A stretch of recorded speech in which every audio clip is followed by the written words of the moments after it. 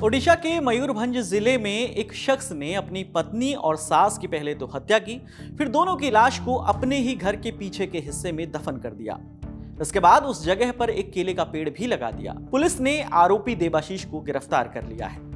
India today से जुड़े अजय नाथ की रिपोर्ट के मुताबिक मरने वालों की पहचान 55 बरस की सुमति डालेई और 23 बरस की सोनाली डालेई के रूप में हुई है।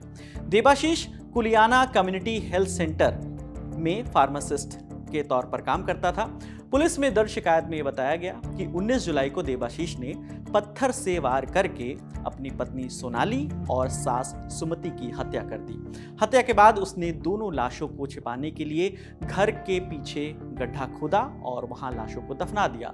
इसके बाद उसने वहां पर केले का एक पौधा भी लगा दिया ताकि किसी को शक न हो। लेकिन गांव वालों की सतर्कता के चलते इस साजिश का पर्दाफाश हो गया। नुआ गांव के एक पड़ोसी ने इंडिया टुडे को बताया कि हमने देखा कि उसके घर के पीछे अचानक एक केले का पौधा लग गया है। मिट्टी भी नई नई भरी हुई लग रही थी। जब हमने वहां पर एक लोहे की रॉड डाली तो वहां से बदबू आई। तभी हमें समझ में आया कि कुछ गड़बड़ है।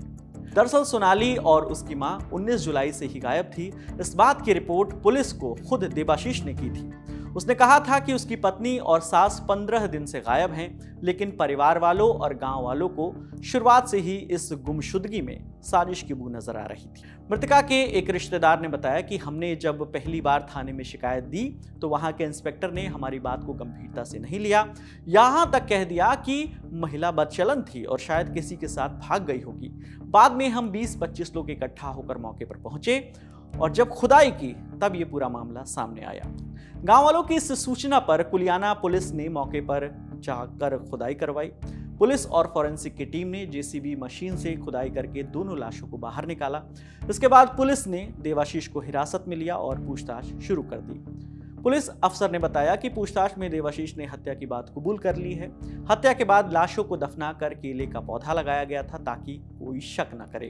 लाश को फिलहाल पोस्टमार्टम के लिए भेज दिया गया है। आरोपी को गिरफ्तार करके उससे पूछताछ जारी है।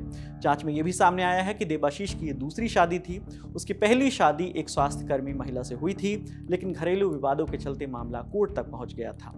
2 साल पहले उसने सोनाली से शादी की। पुलिस का कहना है कि परिवार में चल रहे तनाव और घरेलू कलह की वजह से इस डबल मर्डर को अंजाम दिया गया है। हालांकि हत्या का असली कारण जानने के लिए पुलिस और गहराई से मामले में छानबीन कर रही है।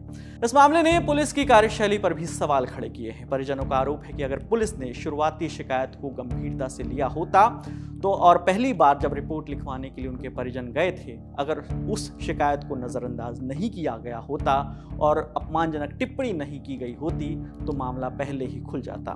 फिलहाल पुलिस ने देबाशीष को गिरफ्तार कर लिया और उसके बाद उसे कोर्ट में पेश करने की तैयारी शुरू कर दी है। शुरुआती जांच में यही साफ हो पाया है कि उसने वारदात को अकेले ही अंजाम दिया है। पुलिस का कहना है कि इस केस में आगे और भी खुलासे हो सकते हैं और आरोपी के पिछले विवादों की भी छानबीन की जा रही है। फिलहाल इस खबर में इतना ही। आपके लिए तमाम जानकारी लेकर आए थे हमारे साथी दीपेंद्र गांधी। कैमरे के पीछे आलोक है, मेरा नाम विकास वर्मा है। देखते रहिए दी लल्लन टॉक। शुक्रिया।